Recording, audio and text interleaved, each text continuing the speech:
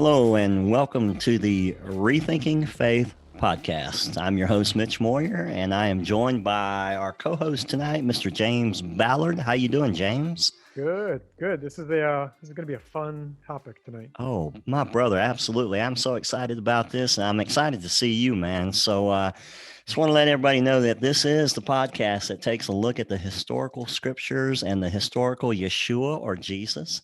And we like challenging the status quo of the traditional Christianity and tackling those tough questions and boldly exploring what true discipleship looks like when you uncover the historical Jewishness of Jesus. And I Right. love that as we really work hard at prepping for these podcasts. And when James and Ray are here, and we can get us all three together here, sometimes it's almost senses overload. And but I'm excited tonight that Ray is out tonight. He is got some business he's taking care of, but we are wishing him well and can't wait to get him back. But James, this is going to be a good one, buddy. Yeah. I've thought about this one for years when I was within the Christian theology world itself, within the church itself, and as I was growing up through that, the Sabbath was always something uh, that I wanted to pay more attention to. I wanted to learn more about. Never really had an opportunity. I would always see it on the Ten Commandments whenever if it was at a courthouse or at a church or somewhere, they'd always have the Ten Commandments, mounted up there somewhere or at First Baptist, somewhere. But yet then you got down to the Sabbath and it just sort of disappeared. It disappeared amongst, we shall not murder or take the Lord's name in vain or things like this. And I Yeah. couldn't understand. I couldn't understand where it went. I couldn't understand what happened, and did a little bit of studying when I did have an opportunity to study a little bit about it within seminary. But there, you're studying from that perspective again of a separate calendar, so to speak. And we're going to get into that. And so what I'm going to do is I'm going to let you open it up for just a moment here, and we are going to be talking about the Sabbath. We're going to talk a little bit about the historical context of it. We are going to look at how it impacts not just from a historical standpoint the Jews, but also this was one of the first commandments given. This was God. Yeah. I grew up, or I grew thinking God didn't make any mistakes, and when He laid this out there, this was number one. And so I think it's going to be fun. I think it's going to be interesting. I think it's going to be challenging, but I also think that it's going to give people a lot of content to be able to go back and educate those that are trying to educate them Yeah. in an improper way or not necessarily in a truthful way. So, James, if you could take just a couple of minutes and just give me your thoughts as we open up on this, and then we'll get into the material here and talk a little bit about it. But when you hear the word Sabbath, James, what comes to your head, my friend? So, yeah, what you said is perfect. This is one of those topics that I think a lot of people have questions about, right? And if you go to your spiritual leader, and if you happen to be in a church, you might find a number of ways people understand the word Sabbath and what that means to them in their tradition. And this, for me, is actually one of the biggest ones that I knew, despite the answers I received in the various traditions I came through of the church, I knew that there was something about the Sabbath. There's this thing that I feel like I should be doing, but I don't know at all how to start. And I know it's probably difficult. And I know some people told me that this is something that, oh no, Jesus did away with that. And somehow, deep inside of me, I knew that that was not correct. I couldn't prove it at that point. I couldn't speak to it at all. I intuitively knew that no, I'm feeling a particular a conviction, if you will, that this is something I need to explore. And I spent a lot of time on this one before I was able to start baby stepping my way into it. And Mm, what I've found through this journey, and I hope we can sort of help open some eyes tonight. What I found is there's a lot of reward in doing that, but it really has to be dug out from under layers and layers and layers of dust from the traditions. And I'm excited about talking about this tonight. This is going to be one of my favorite episodes, I think. Man, I'm excited to hear about that because you said something there, James, that I think really hit me. You talked about baby steps, and when we talk about looking back into the historical context, whether it's scripture or whether it's Yeshua or Jesus, and we start talking about attaching ourselves to Jesus. The Christian world calls it discipleship. You Yeah, attach yourself as a disciple to the rabbi or to your teacher there, um, and that attachment is something a little bit different in the eyes of those that actually do it within the context, as opposed to what we see today. A big part of that comes out of understanding what to do. What do you do when you do that? Baby steps are crucial for those of us that were not raised or born within the Jewish culture. Okay, and yeah, we can say this because we know without a doubt Jesus was Jewish, and he observed the Sabbath. Everybody around him observed the Sabbath. He understood how much weight it carried. He understood how much weight it carried during that time. And when I think about the weight that it carried during that time, I think about the times that we live in now. And I think about, we've just gone through a really heavy election. We've gone through some, you know, we all go through personal crisis and things like that. And just how it's been treated from the Christian theological side and just shoved off into a corner to be replaced by something that is really superficial, something that's really elementary, is just taken something that God Himself had His hands on, laid it out for us, and then just kind of shoved it into a corner. So, yeah. having said that, I want to. There's a couple things I want to touch on, and Mhm. because I believe this is a big problem. I believe it's a big problem, not just within um, the culture that we live in, but also within the Christian community. It's a big problem because of lack of knowledge and lack of understanding. And so, as we open up some of this understanding and look at what it is and how it applies to somebody like myself who did not grow up Jewish, but I'm included in the dialogue when it's talked about, really causes you to have to shift gears, James, and kind of Yeah, really kind of kind of backtrack a little bit. So I got a couple things here I want to throw out, and then I'm going to let you get started into a couple of definition pieces here. But yeah. Let's do it. there's a saying about the Sabbath that I heard several years back, and it really stuck to me big time. And that saying is, it is actually called a sanctuary in time. And when I first heard that, I can't tell you, it caused me to just take a deep breath and try to understand. A sanctuary in time is what God meant for us to have after exerting ourselves, after creativity, after life, after whatever you want for a certain amount of time, and then to go into a moment, go into a sanctuary in time where everything just stops. Yep. And with that, the Sabbath is one of the Ten Commandments, but long before the giving of the Ten Commandments, the Sabbath has been blessed and holy since creation. Yep. On the seventh day, God ceased from creating the heavens and the earth. The word for cease in is the Hebrew word Shabbat. Yep.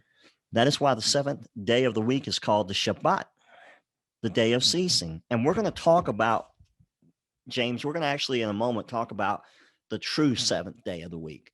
There's the seventh day of the week within culture, but then there's the seventh day of the week in scripture. And this That's right. includes the New Testament as well. God blessed the Sabbath day by appointing it as a day for divine good. He sanctified the seventh day by setting it apart from the other 6 days of the week. The Sabbath creates a sanctuary in time enclosed by firm boundaries. That's another beautiful piece right there. Jewish custom brackets the Sabbath day with special rituals to separate holy time from normal time. That's right. And like salvation, the Sabbath is a gift from God. The reward for keeping the Sabbath is the Sabbath itself. That's beautiful, and that leads me down to a little piece about about in the Jewish circles and in the historic, the Hebrew mindset and the early scriptures is what's called the appointed times. Yeah. And the appointed times, the Bible contains an ancient calendar of the Lord's appointed times. This is not a calendar that you get from a motorcycle shop. This is not a calendar that's mass produced from a sport team or anything like this. This is the Lord's appointed times that He put there for a reason. He cycled these times through there for a reason, just like we cycle certain prayers for a reason. Holy days that He has set aside for meeting with man. The seventh day biblical Sabbath is the first on the list of the Lord's appointed times. The other holy days include, of course, Passover, Pentecost, Festival of the Trumpets, the Day of Atonement, Festival of the Booths, and the eighth day. These appointments in time are not terminated or replaced by the New Testament. So as a matter of fact, Jesus and his disciples observed them stringently. That's right. And the last piece I want to allude to, James, before we get into a little bit more about the definition itself, is the Sabbath and the Gentile believer. And this information I'm getting out of a manual that it was produced by First Fruits of Zion, and it's actually a manual on the Sabbath. So I might leave a link in the comment section when we finish this out of how you can get a hold of a copy of this. But the Sabbath and the Gentile believers, although God gave the Sabbath to Israel as a sign of their set apart status, that does not mean that Gentiles cannot participate in the Sabbath as well. Yeshua tells us that the Sabbath was made for all mankind. This is Jesus saying this, okay? For all mankind. Gentile believers are not required to keep the Sabbath as the Jewish people are, but they can. At the very least, remember the Sabbath day and honor it, just as God-fearing Gentile believers in the New Testament did. This will look different for different people, but if we keep the Sabbath and sanctify it, God will reward us in the kingdom, that bright future day that we'll be together, the Sabbath. And I'll close Beautiful. that by saying that goes back to what you said, about taking those baby steps. You know, although we are Gentiles and we don't have to take certain observances to their fullest, but we can begin to, and this is something that I had to find out for myself, James. By taking these small steps, you begin to experience that closeness to God that you never experienced. I never did before in Yeah. all my years of being on church staff, or being a part of that culture there. So I wanted to throw those three pieces out there from my side, and I know that you're ready to kind of hit on a little bit of the definition, and if you need to add anything to that, I'm all ears now at this point, brother. Okay, so go for it, man. Yeah, I can't stress enough. I think that the writings that you just shared with us are very important, and it has the right perspective. And the reason I like the word baby step, you have to think of, okay, so Jewish law, the word halacha comes from the word holech, which is walk. So Jewish law is a walking of Torah pursuance. You're walking after this ideal for mankind, but you're walking, it's not running. There's a very specific word for walking that's being used here because it is, and walking is a slow, thoughtful pace. So I think once we get through this, we will have some baby steps for people to explore this on their own. Because if you run after this the way that I did when I started, it can be catastrophic and it can be really hard to come back from that. But if you take it in its intended pace with the right understanding, this can be a beautiful thing. And like you said, I do think this has relevance for all humankind. So let me start off with a few definitions just to sort of get us started here. Sure. So you said it from the writing you just shared, Sabbath, Shabbat in Hebrew, or Shabbos, as we said. This means cease, or Mm, it means like a kind of resting, or picture it as you're doing things through the week, and on the Shabbat, you're not doing those things, right? And Judaism has detailed about 39 specific things that you want to avoid doing. And all of these really come down to the things you would do on a normal day of the week. And the reason is you want to separate Shabbat from every other day of the week. You don't want it to look like every other day of the week, because if it does, you really miss the point of what's going on here. And all throughout creation, the creation narrative, this goes back to the first few pages of, of the Bible. yes. We see the days of the week are actually given a number. So Rishon, Shani, Shlishi, Revi'i, Chamashi, Shishi, and Shabbats. So it's 1, 2, 3, 4, 5, 6 feasts. That's what the days look like in the Hebrew. So the seventh day in the Hebrew calendar is Shabbat. And it's very clear. And also the root word for cease, the Shabbat there, also Sheva, it's from the same root as seven. So you're seeing 7, 7, 7, right? Seven is it's very clearly the seventh day. So on the Hebrew calendar, we are given a very clear picture of a bunch of normal days, six, and then this resting and enjoying of the creation. And some sages and some rabbis would say that's the reason Hashem created the week the way he did, because that's the time space construct that we live in, in the heavens and the earth as it is. That's that's what time looks like. We have a 7 day week. He could have created everything in a snap, right? There are Hmm. a number of ways this could have happened. What he did was he created a model for us to enjoy life. Now, it's funny to me. I remember reading about the Seventh Day Adventists. It's a Christian denomination that has pretty much put their foot down and said, "This is the day. This is the day. It's the seventh day. It's Saturday, and we're going to observe it." And I remember someone telling me, I was in the church. They said, "Oh, that's a cult. They believe in Saturday as the Sabbath." Yes. Yes. And I remember thinking, "Well, that's really logical, though, right?" But Yeah. in the tradition that I was ascribing to at that point, there was no room for debate over this. So it was fascinating to me, because I come back around, and every now and Yeah. then you see these cults. They actually had something right there. I don't know whatever else they Yes. have going on, but you can see they have certain points, right? Yes. Yes. And so when we observe Shabbat, we light candles, and then we light what's called a Havdalah candle at the end of Shabbat. We separate, we distinguish between the regular days of the week and the holy. And like you said, the sanctuary and time, that quote by Heschel is beautiful, because it Oh really yeah. is. It's a moment in time when you don't have to worry about the other things of life. And sometimes it takes a little while to get to that point. It Yes. takes preparation, right? But the word Havdalah, it comes from the same word for separate, lahavdil, and we'll see that in creation. Hashem separates light from dark, and he separates water from above and below, and he separates day from night. Now, keep this in mind. The listeners, keep this in mind, because we will touch on this later. This is going to be very, very crucial to understand. The Hebrew, or the Jewish calendar, is different than the Roman calendar, of which all of us assume the Bible is operating from. The Jewish calendar, the day starts at night, because that's how creation. There was light, Yes. right? There was dark, there was light, day one, right? So you have this idea that there was night first, then there was light.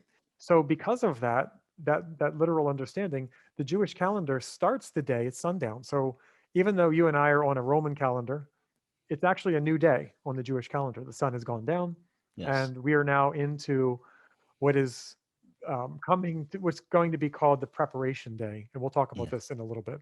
So Yes. we already see very early on, and this goes back to Adam and Eve, right? This goes back to the very beginning of creation.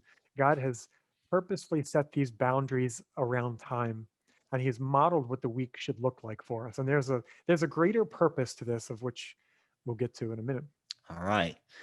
Um, I like James when again that was a piece of the puzzle, the whole element of the actual schedule itself that I had to get to used to the understanding of actually going back and reading in Genesis and then pulling, night first, then going into the morning. Yep.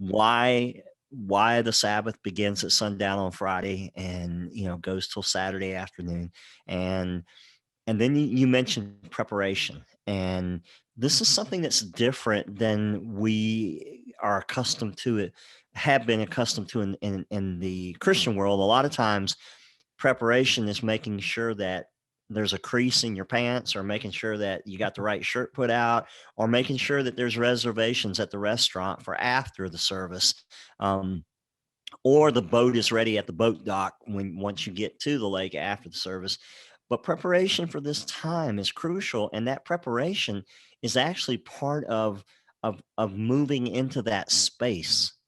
Right. And living in a world like we do today, where we are go go go go go, and if you are a family with kids and multiple workers, and you are just living life as best as you can, it's 100 miles per hour.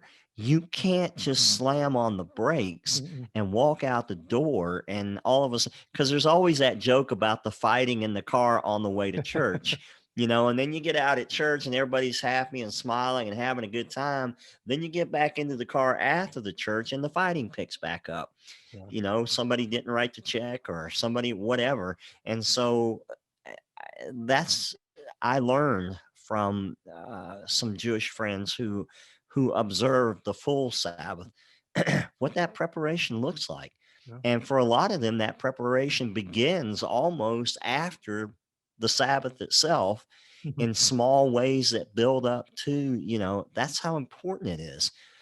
And once I came to realize that, you're right. You can't just jump into something like that, with both feet, without causing a major disturbance in time within your family, within the culture around you. Yeah. You take bits and pieces of it to prepare yourself to go face to face with God, in that ceasing moment of time. You put that real well. But I think for most Christians, it's difficult to understand that process, because they're going to come right back and say, "Well, why?" Yeah. We had, and we're going to touch on that too as well as we move along. But why mess up this easy calendar I've got? I only have to worry about this for an hour on Sunday morning, and if I'm really really lucky, I can be on the lake by 1 o'clock, or I can be sitting at the table at the restaurant, or even with the family. So those were good points that you brought up there as well, man. So what, James? What did the Sabbath mean, and what does it mean to Jews? On one hand, Shabbat is a commemoration of creation. The prayers actually spell it out for you. It says it's a commemoration of creation, a reminder of our liberation from Egypt. But here's the thing that all Jewish holidays have going for them, and Shabbat is included. All of these have a future event that they're pointing to. They all point to the redemption or the messianic era. So if someone, to your earlier question, why a Christian might say why? Because as we know, all of these things are pointing to things to come, right? We see these verses in the New Testament. Like they're shadows of things to come, which means you want to watch the shadows because the thing to come is still coming, right? As one of my rabbis used to put it. So Good. Shabbat is it's a commemoration of all the things that happened that were very important, our creation and then our liberation from Egypt. But the main deal is that it's pointing to the messianic era, of which every day of our lives will look like the Shabbat. There's a lot that we can look forward to in this understanding. There's no anger or sadness. We avoid the things that trigger us, right? For a Christian who wants to start this, maybe one easy way to get started would be avoid Facebook. Some of the conversations could bring you down to a very negative place, then avoid it. There's something you want to do different on Shabbat, even if you start off doing one different thing. So that's what I want to say. The messianic era to come is what Shabbat really is driving for. So people who consider themselves to be of Messiah or believers in Jesus or however you want to phrase that, like then Shabbat is important for you. And the apostles, as we'll talk about, they kept this. They kept these things. They didn't in any way think, oh, good, now we don't have to keep that oppressive day of restriction. It's nothing like that at all. It really is a beautiful picture of what's coming. And for one day a week, you can take part in that, or you can kind of create that on earth. So it won't be surprising to anyone who starts, though, to find that just about everything in our culture will fight you. Like Yes. everything in our culture and our schedules and our activities will fight you in this endeavor. And I think that that's the spiritual war that we have to get through to get to the other side and really enjoy this. So, in that sense, there is, I'll go through a quick teaching here and I can share this information. The sages recognize that 6 days of the week and a messianic era, right? So the messianic era is, if you're looking at the arc of human history, you'll have 6,000 years. Each day is 1,000 years, as the passages tell us, you know, and Peter repeats this as well. Each day is 1,000 years. It represents that. And the seventh day, which is the 7,000th year, will be the messianic era. And then at the end of the seventh day is, quote unquote, the eighth day, or the world to come. So the way that ancient Jewish picture went was, you look at the very, very first verse in Genesis, and you see Genesis 1:1. It says, when God created the heaven and the earth, Bereshit bara Elohim et hashemayim ve'et haaretz. You see, there are six of the letter Aleph, and this is where it gets a little tricky, so try to bear with me. The Aleph is the first letter of the Hebrew alphabet, the alphabet. But the word for 1,000 is Eleph. So it's spelled basically the same way you would spell Aleph. So through that rabbinic wordplay, they said, okay, the heavens and the earth were created, and they'll endure for 6,000 years because they counted the Alephs in the very first verse. So we get this framing. And another verse comes from the Torah. It says, Exodus 21:2, I released you from bondage. Therefore, you too shall be lenient with servants. When you acquire a Hebrew servant, he shall serve 6 years. And at the beginning of the seventh year from the time he was sold, or when the Jubilee year occurs, he shall go out free without paying for his release. So again, we're getting this mirror image of 6 normal days, 6,000 years of normal time. And then the seventh, there's something special going on. And a lot of this formula, I've heard some pastors I've spoken with say, oh, that doesn't really mean anything, that's just a euphemism. But in the rabbinic sense, this is a very important statement that is more than just a euphemism. This is indeed pointing to the arc of human history.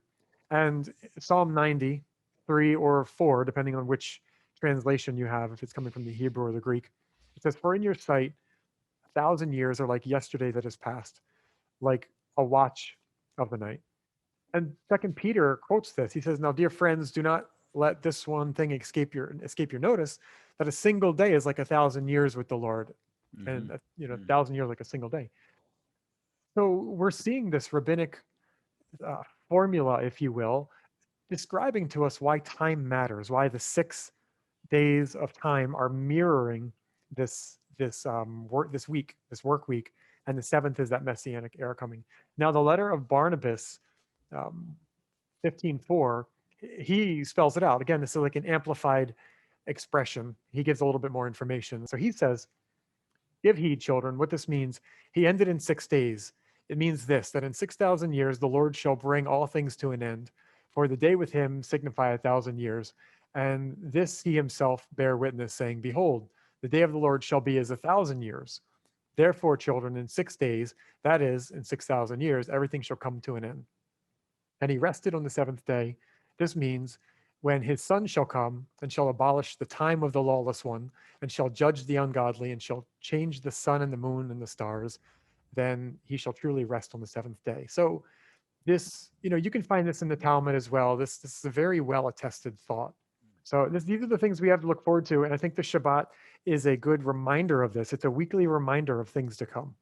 That's why I think in the Yes. Jewish world, it's the biggest commandment They a lot of times the sages will say, "Oh, what's the biggest command? What's the greatest one?" And we can't tell. They're all important, but I think most would tell you, and I've heard people say that Shabbat is the biggest one because, on one level, you're acknowledging the Creator and you're thanking Him for creation and liberation, but you're also attesting to His promises and fulfillments to come. Mm. And I'll just add this before you continue, James, that we just finished up a two-part series on the oral Torah going up against sola scriptura, Yep. and this is a fantastic picture of when you allude to some of the rabbinical sources, these sources that not only did they come along to some of the great sages after Jesus and prior to Jesus, but Jesus was aware of a lot of this. And Yep. this is why this is so important. This is why things get lost in sola scriptura. This is why things get taken out of context. This is why you get different days of the week set aside. This is why you get different understandings that create different denominations. This is why you get arguments that can lead up into violent attacks and violent wars and stuff like this. You have to, and I can't emphasize it enough, and I've learned this, and I know you have, my friend. You have to get back into the sources that feed this through a clear understanding, a clear contextual understanding.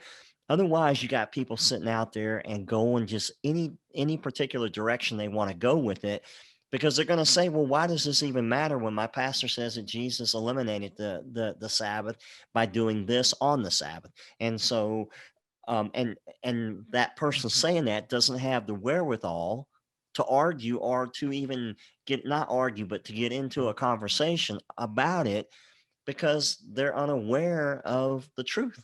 Yeah. And the truth only comes out in these rabbinical sources that you and I, especially you, having if those of you that are out there listening, I would encourage you to go back to season one and listen to James's discussion about himself, where he came from. I don't want to really call it a testimony, but he does give a good dialogue about his personal pathway from being on staff with a really large evangelical church, and moving back into his classical roots of Judaism, and listen to his discussion, and then listen to the things that he says.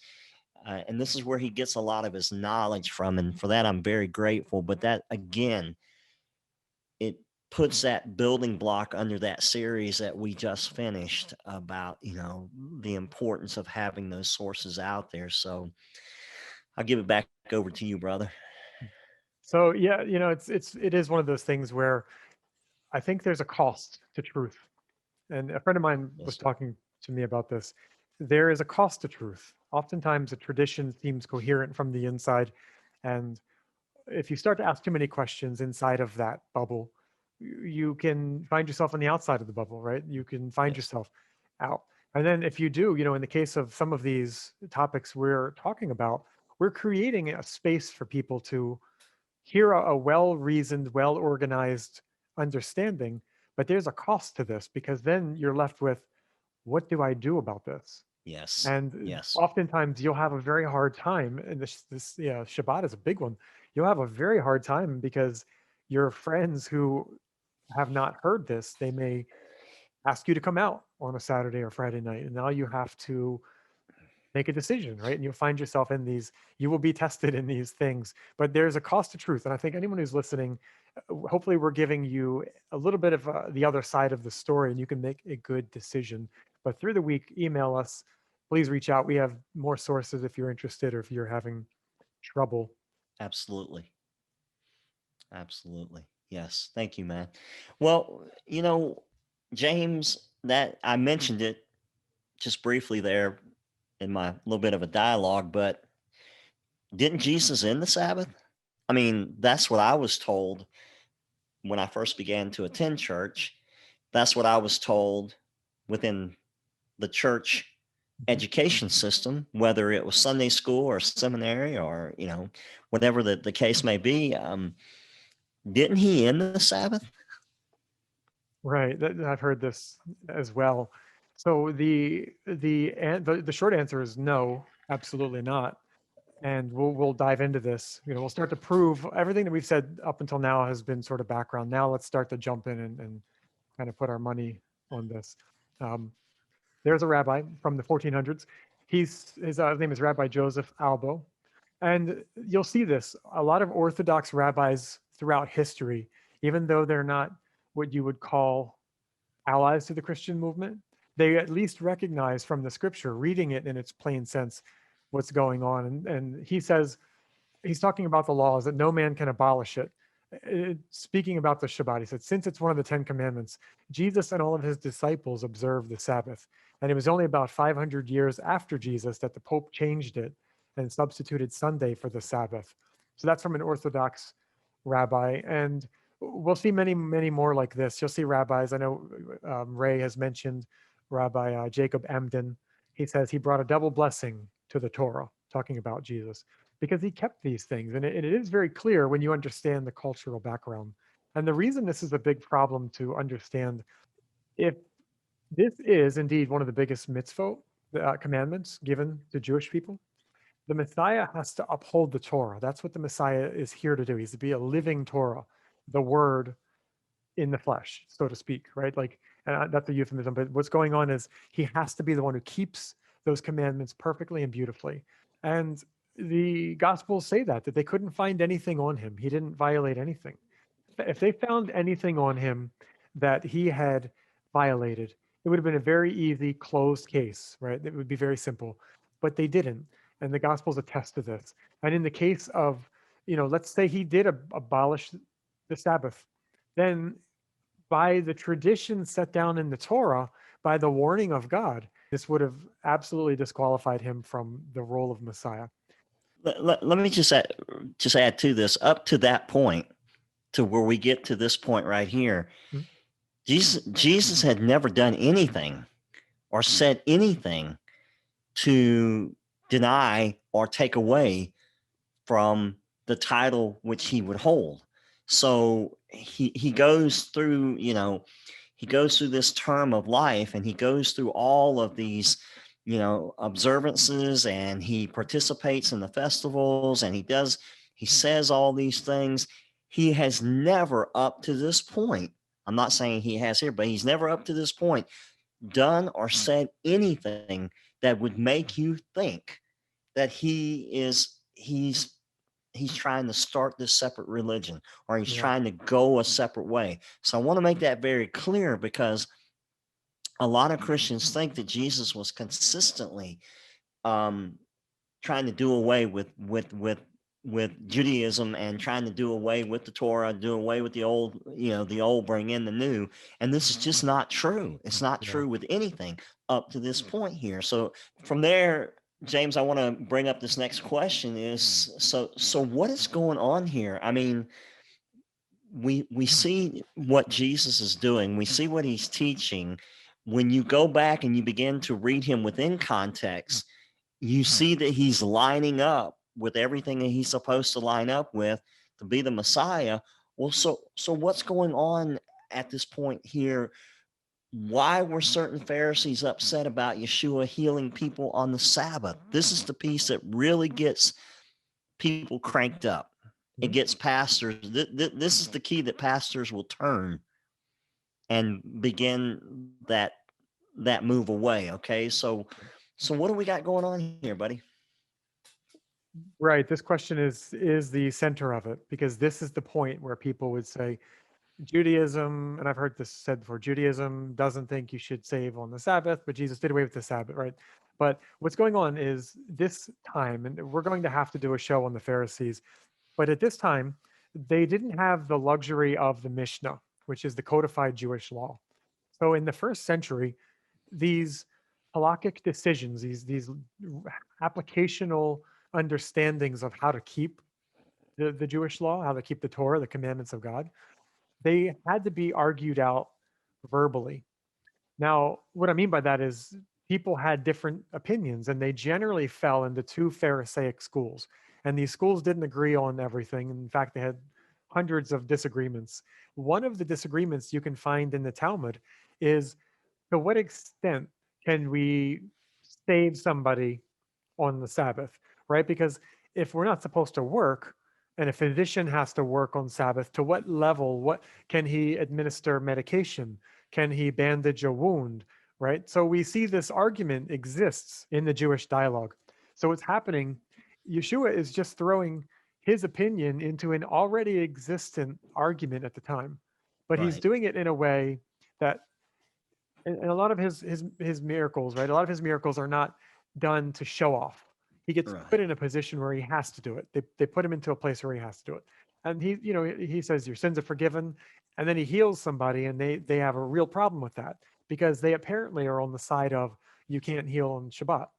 But Mm. there was a movement, and you can see many rabbis in the Talmud, and it later became codified that saving a life overrides Shabbat in any case. And that comes from the Talmud, Yoma 35b. If someone gets injured, and there's even a sliver of a chance that they could become sick or pass away, which was a big deal at that time, right? They didn't have the same medical care that we do. Then you override that Shabbat, you desecrate it. It's called pekuach nefesh. That's saving of a life, Mm. saving of a soul in literal terms. And in the Talmud, we see a statement, that mirrors Yeshua's statement. The Talmud says, "The Shabbat was given unto your hands; you were not given into her hands," or some Right. form of gender, term at the end there. But that almost mirrors perfectly Mark 2:27, where Yeshua says, "The Sabbath was made for man, not man for the Sabbath." So we're Right. seeing that there is a whole different side to this argument, and not all Pharisees, not all Jews believed that healing wasn't permitted. Some thought, wow, this is amazing. Great. I agree with that. And a few didn't. And that's what we're seeing. We're seeing an intra Jewish argument, and this, you can track this back to Rabbi Hillel as well. Rabbi Hillel was the side that we just mentioned. He was he was the big elder in the century before Yeshua, and he came to Jerusalem. I think he came from Babylon. I believe it was Babylon, and he was very poor. And the story goes in the Talmud, he was trying to study Torah, but he didn't have enough money, so he would crawl up on top of the yeshiva, the academy, and he would look in through a skylight. And it was winter, and the snow piles up on him, and all of a sudden one of the students realizes there's no light coming in from the window anymore. What's going on? And they look up and they can see that there's like a body over the sunlight. It's getting really dark, right? And Mm. there's something blocking the light, and they go up and they find out that this young Rabbi Hillel is passed out, and they say, wow, it's better we desecrate Shabbat to save a life. And in doing so, they lay down this foundation.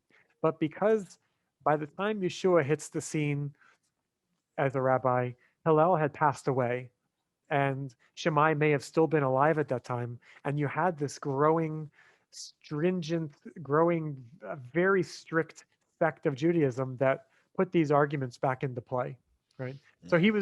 he was just doing what Rabbi Hillel established, and what the rabbis who taught Hillel apparently established over 50 to 70 years before. So you have to remember too, all of the apostles kept Shabbat. Not a single one of them desecrated Shabbat. Paul, again, his teacher in Acts 2:23 is Rabban Gamliel, or Gamaliel as it says, right? He was the grandson of Hillel. So Paul kept Shabbat, but we see him and the apostles honestly keeping Shabbat all the way throughout. And this is after you know, death and resurrection of Yeshua. And we can track back to, Rabban Gamliel. He says in also Tractate Shabbat 151b, saving a life takes precedence over the Sabbath so that other Sabbaths might be observed. So we're seeing a very wonderful teaching in a steady line back to Hillel and before that sides with Jesus, with Yeshua. So there's no going against Judaism. This was all part of what Judaism was about. And there are many stories into modern days of rabbis calling on the sages ruling to make a call and save a life or help somebody get to the hospital in time.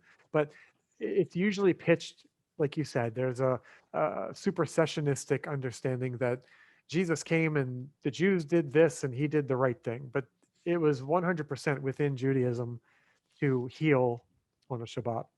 That's an incredible story about, you know, Hillel himself, and as I'm still learning about, the differences between him and the House of Shammai and their Mhm. influences through that era, and all the way up to just at right at that era when Jesus came around. And Jesus had to have knowledge of both of these houses and Yep. these understandings, but then to also have the grandson of Hillel be the influencer and the the the righteous person, the righteous teacher that Paul attached himself to. Yeah. This just brings a um, such an enlightening picture of the education and of the way that they received their education, be it Paul, Jesus, the disciples. It was within those two, within those houses, especially with Halil. And then just the story that you gave, that example of him being up on top of of the education center is really, really cool just to try to work your way through that thought process. Yeah. Um, and that leads me now to the next question, James. And I know you're ready for this one because I'm going to ask you, didn't the apostolic community move it to Sunday? How did we get it to Sunday, my friend? Because Oh boy. we all know that Sunday is the Lord's day. Okay, I mean that's pretty much it's written somewhere in the back of a pew, but Sunday is the Lord's day, so it would just make sense that the apostolic community moved it to Sunday. Is that what happened? You bring up a good point, and Chick-fil-A is closed on Sunday, so it has to be Sunday, right? Oh man, So can never get a milkshake on Sunday. I think I heard a great sage one time tell me. He says, "I love Chick-fil-A, man, but it's just you can't get a milkshake on Sunday, man." So you wonder sometimes how far can a misinterpretation go? And this is one of them. This is one of those very we're going to unpack this, and I think we'll give people another side of this that you probably won't hear. But so go back to the beginning of this podcast. Remember, we said that the 6 days of the week and the Shabbat are different in nature. And also Mhm. remember that we see the apostles and Paul, they're teaching in the synagogues on Shabbat. It's very clear. And at times, we even see the word synagogos, which is very clearly the Greek word for synagogue.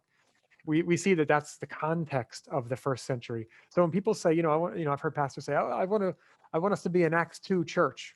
They talk about, Right, yeah. oh, there were no churches. This was a synagogue, and they kept some form of Shabbat. So here we go. Let's jump into this. What we're seeing, Paul is keeping Shabbat, and it's very obvious to all of the believers that there was no church at this time. So if a Gentile wanted to be part of this movement, they had to join the synagogue. And a lot of these synagogues, if you read the works of Mark Nanos and other wonderful scholars of the time, the Mystery of Romans is a great book. You'll Yeah. see that there were already Gentiles observing in the synagogue at this time. And even the congregations that Paul is writing to, not all of the people in these congregations are believers in Jesus. Some of these people are just Jews in a synagogue in their community. So they're mixed congregations. It's not a homogenous group of people. So James, let me real quick. I heard a pastor this past Sunday refer to the first century believers as Christians. The first century, that those believers, he didn't call them believers, he called them Christians Mhm. that came right out, from under Jesus's feet. And that is just not true. These gatherings were not Christian communities. These were not, there wasn't a Baptist bookstore on the corner where they could go out and buy resources Yeah. that would help them these were gatherings, like you said, where you had people like myself being intrigued by what was being heard by this Rabbi Yeshua and wanted to be a part of that. But I wasn't Jewish, but I'm not Jewish, but I'm trying to work my way into it. All of a sudden, I'm showing up with a crowd of people. Okay. And we're beginning to work our way into this. We're not going there and all of a sudden we have a lapel pin that tells us that we're Christians. Yeah. Okay. So when you hear pastors out there and you hear teachers reference those Gentiles that were beginning to influx into those gatherings and refer to them as Christians, that is simply not what they were. That's not what was going on, right? Yeah.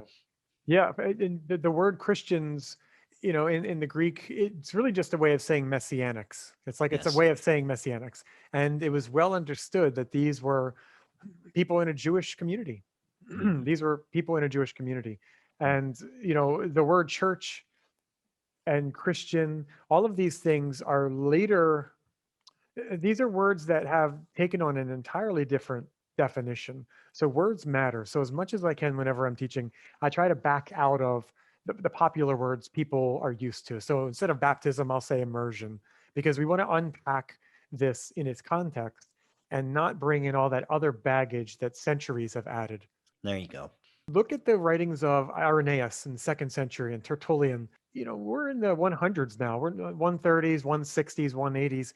They were still keeping the Jewish calendar, right? This wouldn't sever until the 300s, when the greater Jewish, what do you want to call it? The composition of Jewish people in these congregations were either expelled from the Roman Empire or they left because it was no longer manageable. There are a number of reasons historically why the Jews and Gentiles no longer stayed in the same congregations together. But as these became increasingly more Gentile, and as Ray mentioned, I think it was in the last episode, the Oral Torah, the the successive councils no longer involve Jewish people, and some of the writings of the Nicene Council, they specifically said we're removing ourselves from the Jewish calendar. So there's a lot of bad blood between Romans and Greeks and the Jewish people. Mm. And but that said, even the first century, the first believers, absolutely synagogues keeping Shabbat, and that we'll find a biblical um, precedent for that. But Irenaeus, he says, talking about this in second century again, church father. These things promised are to take place in the times of the kingdom, that is, upon the seventh day, which has been sanctified, in which God rested from all his works, which he created, which is the true Sabbath, in which they shall not be engaged in any earthly occupation. So here's a like a non-Jew, second century writer who apparently they were keeping Shabbat. And like you said, there was no other option in town. It wasn't like today where you have a different denomination of a church on every corner. Yes. You were either thoroughly immersed in the pagan Roman activity, or you were involved in the synagogue as best as you could be in both of those places. But there Mm. was no other game in town for the God of Israel, so to speak. There was no other option. Mm. And, Tertullian says Christ did not at all rescind the Sabbath. He kept the law thereof. And both in the former case did a work which was beneficial to the life of his disciples. And then he goes and he quotes Yeshua, as we said in one of our past episodes, I came not to destroy the law, but to fulfill it. So Mm. you look at that and you see very clearly into the second century, they were still keeping Shabbat on the seventh day. The Didache refers to the days by their number. And this is important because the Roman calendar did not have a custom of counting the days by their number. They didn't have a similar system. Only the Jewish calendar did. The Roman calendar counts its days by astrological terms, which are also pagan deities. So you have Venus and Saturn and Jupiter. Every day is a different, right? Thursday is Thor's day, right? Every day is another deity. Right. They didn't have numbers the way the Jewish system does. So the Didache, which I recommend everybody picking up a copy of, The Way of Life, put out by First Fruits of Zion, they do a great job of putting this back into its Jewish context. And they count the days in 1, 2, 3, 4, 5, preparation day, Shabbat. And anyone who knows, who's actively keeping some form of Shabbat to some level, you know, Friday is a day of preparation. If Yes. not the other days of the week, you're definitely preparing on a Friday. And the Yes. Didache is very careful not to schedule fasts on Shabbat, right? Mm. So they want to make sure that if you do a fast, you're not fasting on Shabbat, because that was forbidden. It's sort of, it wasn't a normative practice in Judaism at the time. So we're seeing Epiphanius and other writers and Origen, we're seeing all of these people alluding to the idea of a seventh day, or as we would call it here, a Saturday Shabbat. Now, on the Jewish calendar, of course, that starts at Friday sundown. And let's go back to Acts 15. This could be a show on its own. I'll read what James, I'm sorry, yeah, James says in Acts 15:19 through 21. He says, "Therefore, I conclude we should not cause extra difficulty for those among the Gentiles who are turning to God, but we should write them a letter telling them to abstain from things defiled by idols, from sexual immorality, and from what's been strangled, and from blood." And here's the verse: "For Moses has had those who proclaim him in every town from ancient times, because he is read aloud in the synagogues every Sabbath." So Mm, James, if we unpack this, and man, there's so much in this paragraph, but we're seeing ritual, ceremonial commandments given to to the Gentile people. They're given, you stay away from sexual immorality, immoral, and then three things that are about food and blood, right? mm, But then he says, basically, to paraphrase, they're going to learn the rest because Moses, the Torah, will be preached in every town mm, in the synagogue every Sabbath. So there's no expectation that this believing community is going to be anywhere else on the Sabbath. They're going to be with the Jewish community. And mm, it's my belief, and I've found as much from scholars, that part of the reason moving it to Sunday was just common sense. Culture had kind of already steered itself that way by the time Constantine made these rulings. But another reason some scholars attest to is that it separates the Jewish community from yes. the Gentile community, because we see things of that nature from Emperor Hadrian. We see Sabbath bans, right? We see that the Romans eventually developed a hatred of Jewish customs, and the paganism and astrological components to their religion were were in contrast to the Jewish faith. So moving it to Sunday solved a number of problems. Number Mm, one, the Jews won't be a part of it. Two, the rest of our population and our culture can just observe one day of the week as they are doing. And that's the sad thing. The Reformation didn't stray very far from that. The Protestant Reformation carried over the Sunday enactment from the Catholic Church. that's a great explanation there, and it's fascinating that they wanted to get away from it, but yet they still worship the God of Israel. I mean, Yeah. it's kind of like just too many weird analogies can come out of that, but it's just like we're going to stray away from this as far as possible, but we'll call Jesus Jewish. We'll worship the God of Israel. We'll call him the Messiah. We don't know what he's going to be the Messiah of, but he is the Messiah. Um, but the New Testament talks about the first day of the week, Mhm. and what does the first day of the week mean? Yeah. When we talk about the first day of the week, what does that actually look like? What does that actually mean? It's funny, in researching this, I came across the Net Bible. So the Net Bible pulls these verses and has these little footnotes. And I don't find it to be very easy or even worth the time sometimes to really engage with these. But you go to these verses, and the first day of the week is what most pastors, I believe, will tell you is proof that the apostles now celebrate the first day of the week, and they assume that the first day of the week on their calendar is Sunday. Right. And that assumption is just one assumption that sets us off on the wrong path. But the other assumption is that Jesus did away with Judaism and the apostles are no longer observing that, because the first day of the week means something different in the Jewish calendar.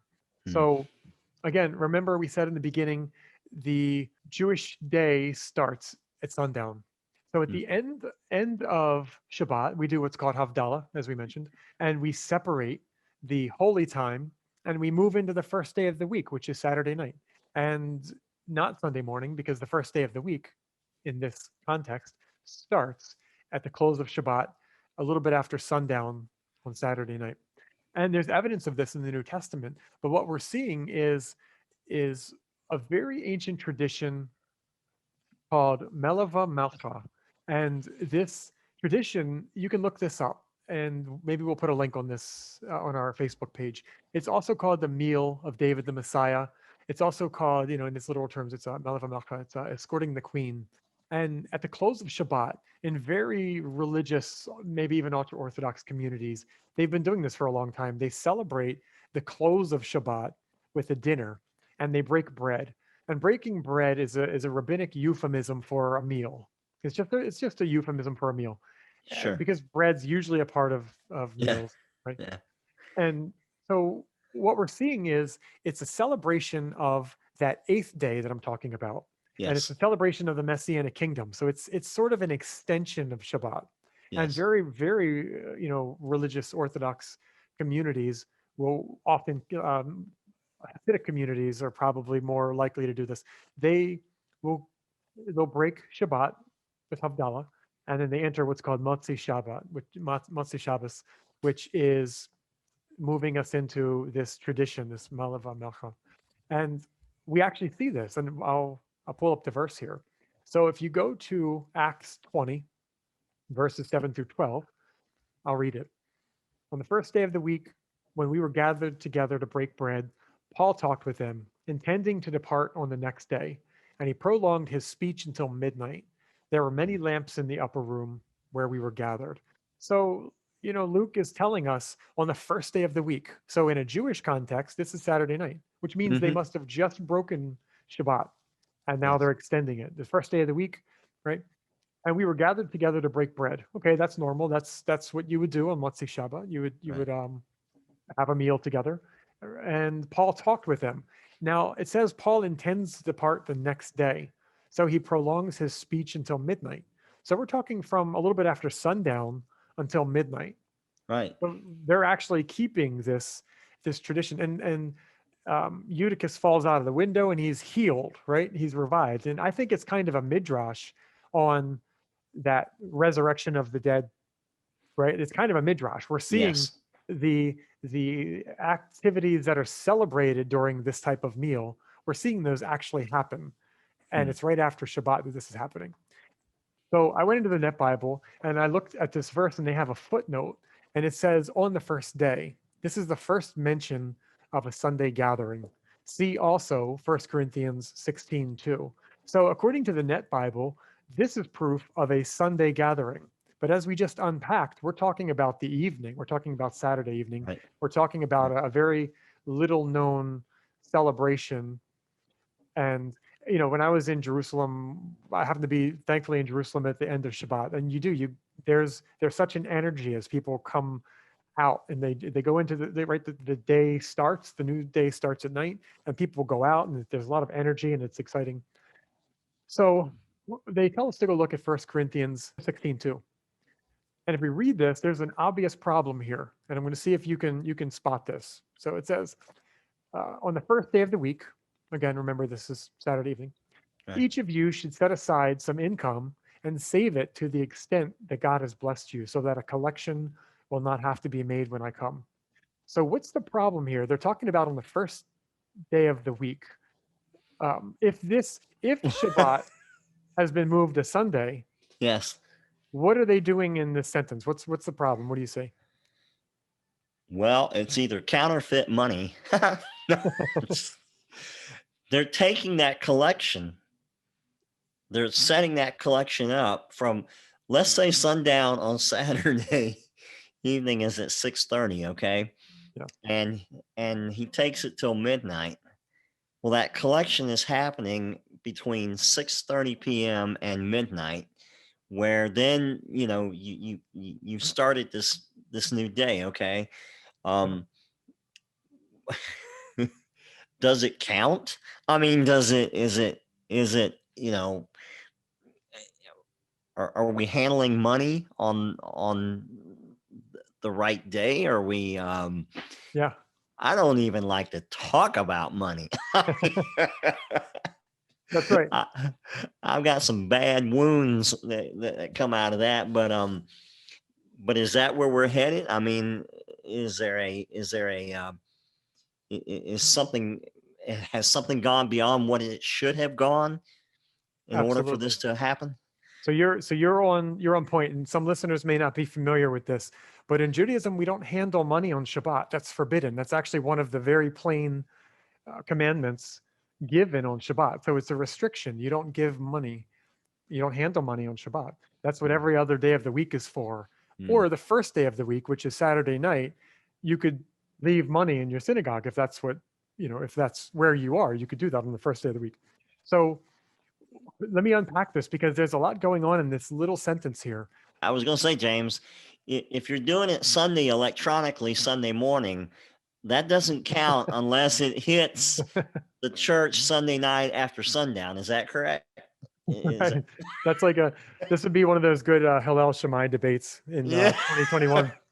Yeah, man. Oh, Yeah. so what we're seeing, I'm going to unpack this because there's so much packed in this sentence, and this is how I think our listeners will eventually be able to read these passages. So we see the first day of the week. If the first day of the week is Sunday, which is quote unquote the Lord's Day, Paul is instructing them to give money, which is a violation of Shabbat, to give money, right?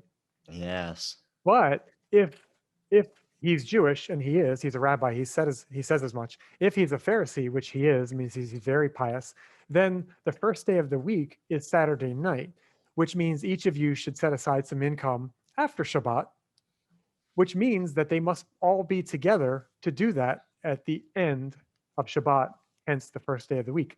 So again, we're seeing layers and layers of problems, but also if you put it back in its Jewish context. And this is where the collection plate idea comes around in a church. People see this and they say, oh, the Lord's Day is Sunday, that's the day we worship, we should take a collection.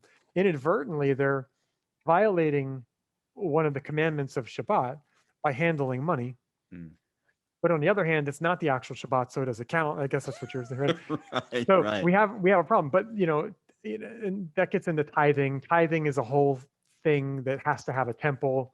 And oftentimes a church will cherry pick the idea of tithing, and they'll say, hey, we want to collect your tithes now. But that's a temple specific commandment that can only be done when there's a temple.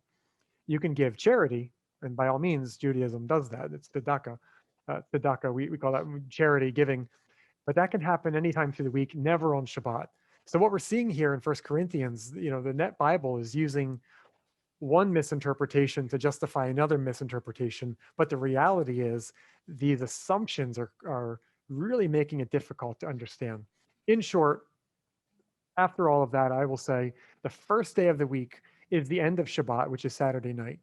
And that celebration that messianically oriented people celebrate is what we see the apostles doing, what we see Paul doing. And this is how these traditions, unfortunately they're buried because people aren't familiar with them, but they are encoded in the text if you know what you're looking for. Yes. Yes. Well, as I was once told by another pastor on staff of the church, you're not Jewish. Yeah. So that's great, but you're not Jewish. And I'm like, okay. what do I what do I do with that? So what do we do about it now? Because that's exactly what they're going to get told. Mhm. That's exactly what's going to be said.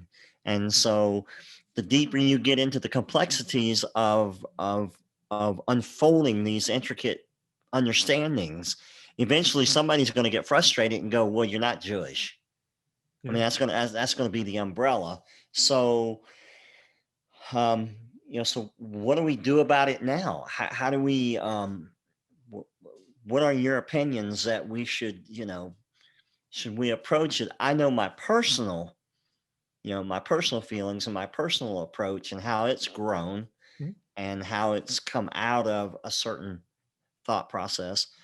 But when we have those out there that are listening that are still attending church and still, sitting under a particular type of teaching, um, you know, it's going to come down to that mark or that that point of, well, you're not Jewish, Yeah. so where do we go from here? Well, let's lead off with your opinion, because you have some really good insights on this as well. I'd like to hear, where you've landed after your study. Well, for me personally, it was a lot easier for me as I went through, because I was always the why person. Why do we do this? Why is it always this way? Why? And those whys should have been answered contextually, Yeah. but most of the time they weren't. Most of the time they were answered contextually within that system, that tradition. Okay. And that's what I was given. So I basically had to live with that if I wanted the paycheck. If if I challenged that, or if I did get any deeper into it, then I began to feel the rubbing, in the deacons meetings or within the church meetings or within, my own study time. So for me personally, as I began to make that shift of wanting to learn the contextual historical piece, starting with scripture and then moving toward Jesus and now back to scripture, having picked up, it kind of went in that order. It was the study of the historical Hebrew scriptures, then relooking at the teachings and the person of Jesus, and then back into scripture with his knowledge. And then once I understood that all of that was linked together, then then I found myself on an island. Is what I found. Yeah. You separate yourself. You begin to peel away a lot of this teachings, a lot of this, the learnings, a lot of the systematic approaches that you were taught through various systematic theological books and things like that. And as you peel that away, your bookshelf changed, your resources changed, your the voices began to change, and the understanding began to open up. And as that understanding, James, began to open up, now I'm nowhere near at the level of understanding, like you are, and even with Ray. But even where I'm at, it's taken a decade plus for me to get to this point where I'm very comfortable being a heretic within my own region of the world. I'm very comfortable with being called that. I'm very comfortable with because, like you said, the truth comes with a cost. And for me, the cost of the truth is worth the cost, is what I'm trying Yeah. to say. And if you had listened to my wife's interview that you conducted, if any of you out there are interested, it was the last episode of season one. James interviewed my wife Diana, and she talks about a lot about coming out of having grown up in a very a very conservative church family, and then onto a religious college, and then having her begin to question things and not having a place to go to get the correct answers, and then the frustration, and then a lot of times that frustration led to answers that were very simplified or very within that particular tradition. So I get to the point of, for me, it was chipping away a little at a time, and chipping away a little at a time, and beginning to find the truths of that context, that historical context. Then that began to help me in my own mind and in my own heart to become satisfied with the losses that I was gaining with the truths. And even if that meant relationships, family members, um, you know, getting stares from other people, clergy and stuff like that, Yeah.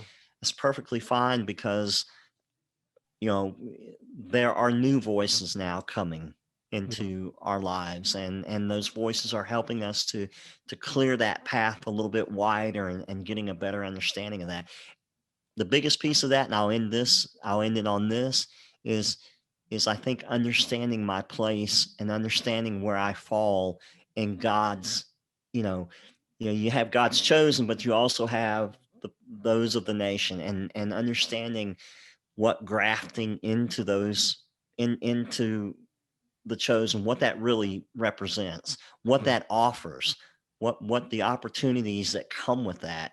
And so, you're not looking at yourself as second class. You're not, you have an opportunity to participate in some of these things that people have done all their lives to experience God in a way that I never have before. But then also you turn right around and it gives you a view of Yeshua that you never had before, a more of a grander view.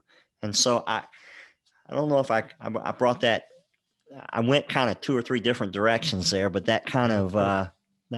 is how it impacted me. So You've captured what's a very difficult journey, and it is. It's a very difficult journey. It takes quite a while. But if there's someone who's interested, I would give them this advice because I think there's definitely the raging debate. Do Gentiles should Gentiles keep Sabbath of some kind, or should they not? Or is it just a Jewish thing? So I think the apostles understood this and they wrestled with the same question. mhm, And again, go back to Acts 15. He says, we're not going to make extra difficulty. Why? Because there was already difficulty. And the Talmud talks about this as well. People who converted or became part of the Jewish congregation, it was very difficult. It was a massive lifestyle change, and in some cases in the Roman Empire, it put you at odds. You could lose your job. I mean, you really put yourself out by doing that. I think today we have it a little bit easier.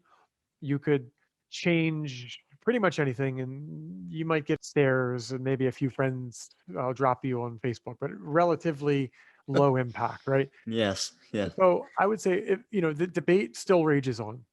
I mm, think Shabbat was given for all of humanity, and the job of Messiah is to bring everyone back to that perfected form of creation, back to mm, when Shabbat is celebrated by all of the world. And the prophets talk about this, right?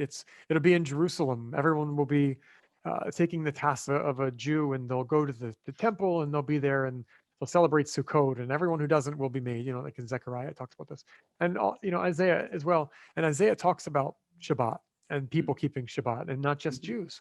So I mhm, think I think unfortunately this tradition has been lost to the greater church.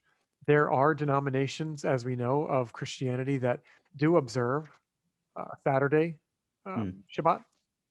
I think that's great. I think that they've kept some degree of it because I think that there is a holy and separate, unique quality of that day. I think that mm, there's something very powerful about that day, and I've experienced it myself. And once you grow into it and you do it from the right place, it really does make a change in your week. And as we prepare yes, tomorrow for Friday and then Friday evening, Erev Shabbat, we look forward to it now. It's a really great time of learning. So I think the world could benefit from this. Start off with yes, avoid Facebook. Maybe turn your phone off for 12 hours and see how far you can go. If 12 is too much, 4 hours. Maybe avoid the TV. Maybe avoid certain things you do throughout the week. Make it a little bit of an offering, so to speak, right? You're putting something aside that you normally do for the sake of that holy margin. yes, I would say light candles. I think candles. The Jewish people are covenantally bound to Shabbat. So there's a beautiful midrash on this, and the days pair off. So all the days of the week they get in line, and Sunday pairs with Monday, and Tuesday pairs with Wednesday, Thursday with Friday, and by the time we get to the seventh day, Shabbat, there's obviously no pair. So the Holy One says Israel will be your pair, but it mm, doesn't mean that the apostolic community barred Gentiles from becoming a part of that. We see the opposite. They were included in it. They weren't bound by mitzvot. And that goes yes. for all the holidays. The Gentiles would have participated as much as they could. They just weren't required to by commandment. And I think there's benefit. I think it's telling us that there's benefit for them. And that's where you got to start somewhere. Good. Yes, and I think the biggest problem, and I'll end my piece with this, is when it's taught, James, from a platform, it's all or nothing. You either take it all or you don't take any of it. And I hope that those that are listening that understand, for me personally, when it comes to the Sabbath, my family is now beginning to understand this process. they're beginning to understand what I do on the Sabbath. They're beginning to understand the elements that the house now begins to accept and work with. And but we live again, and the world is built around, you have ball games on Saturdays. You have, Yeah. Sundays easier because you don't have kids playing ball, but then you still have travel teams on Sundays. And Yep. life is what it is. And to have to tell everybody to shut their whole world down when you got kids that have friends that play ball and do this and that. Mhm. It's not, I will say this, it's not an all or nothing. It can be steps, and those steps can be monumental in your personal rejuvenation, Yeah. your personal re-energizing. Um, some of the I When I was on staff with the church, some of the most stressful times of my life were just that Sunday, is getting up and having to open up the house to 5,000 people and get through it and then shut it down and go home and just basically die on the couch. um, as a staff member, you never worshiped on Sunday, even to start with. And so I just want to encourage people that if you're listening to this, understanding the importance of the Sabbath as it was given by the Creator Himself for the reason why He gave it, to have an opportunity to replenish yourself, get close to Him. I don't care who tells you, whether it's a pastor, a deacon, a Sunday school teacher, or whatever, that it's either all or nothing, or that Jesus abolished it, whatever the terminology is, to avoid it. It is a huge mistake and a huge problem to take a gift that God has given to us to help us to become better people with Him, Yeah. and shove it aside when it's right there in front of you, and not to take an opportunity to grow with it. And taking that opportunity is not saying I've got to dive as a non-Jew. I'm responsible to dive into it, with both arms, both legs. I'm going to jerk my family up. They're going to come with me. It is not that way. Yeah. But it's those, like we said at the very beginning of this episode, it's those baby steps. It's those things that you read.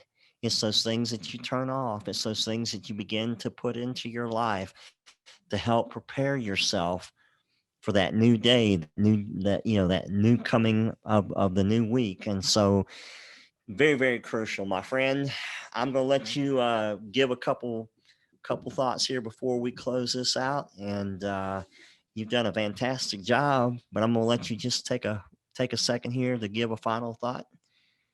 Thanks, my friend. Yeah, I think this was good. I think we hit all of our points. If anyone has any further questions through the week, please reach out to us on the Rethinking Faith page on Facebook. The last thing I would add to what you said beautifully is the idea that peace in the home is also a commandment. So it's totally normal, even in an Orthodox world, for people of the same household to have different levels of observance. Yes. It's 100% normal for a husband and a wife to have different levels of observance from their Yes. kids and from each other and from their friends. It's a Yes. personal thing. It's between you and the creator. So as long as you are maintaining peace in your home and your baby steps are not damaging someone else's ability to find peace. And I've made this mistake. I've made this mistake in my experience. I went to Shabbat and I printed out a list and I tried to hold everyone to that list. And it was like you said, it was like driving a bus and my whole family is in it. And I just Yeah. jerked the wheel and we flipped it, right? Yeah. It was not the way to do it. You have to slowly turn. Maybe it's like a Yes. 15-point turn. I don't know. There's a way to do it, and everyone has to answer that for themselves. But Yes. I promise, as you've experienced, at the other side of it, if you do this and you guard that little flame, and you find a way to make some margin. Number one, margin's important. Every neurologist, psychologist will tell you today we need margin in our culture. But God told us this back in the creation narrative that we needed margin. So it's there for you. Take it, Yes. enjoy it. If someone has any questions about this or would like to argue with you, send them the podcast or send them Yeah. an email. Absolutely. Good words, James. And let me encourage you guys out there too that James is a great resource. Ray is a great resource. I try to do as best as I can. If you have questions and you want to hit us up about this, again, the Sabbath is a very, that was the first commandment. That was the first big move by God, and it was done for a reason. And so, if you need some encouragement, please check us out. We have the Facebook page, and like James said, the podcast. I cannot believe that we just finished. We're in season 2, and we're just shutting down episode 5 already, James. This is getting I just so know. exciting, and I joke around a lot that this is the podcast that your pastor doesn't want you to hear. But here's the deal: this is maybe the podcast your pastor doesn't want you to hear, but this is the podcast you need to hear. These are the truths that you need to weigh against your personal faith and how you're growing and how you read scripture. And if you are a follower of Jesus, that means something. That actually means something. And that means you've got to see him in his true light and within his true context. So for James, for Ray, who's not with us tonight, and for me, I just want to thank you guys for joining in with us again. This was, episode 5. We're cranking up season 2 here. I can't wait for the next one. So, blessings to your families, blessings to you all, and we hope to get back to you soon. This is the Rethinking Faith podcast.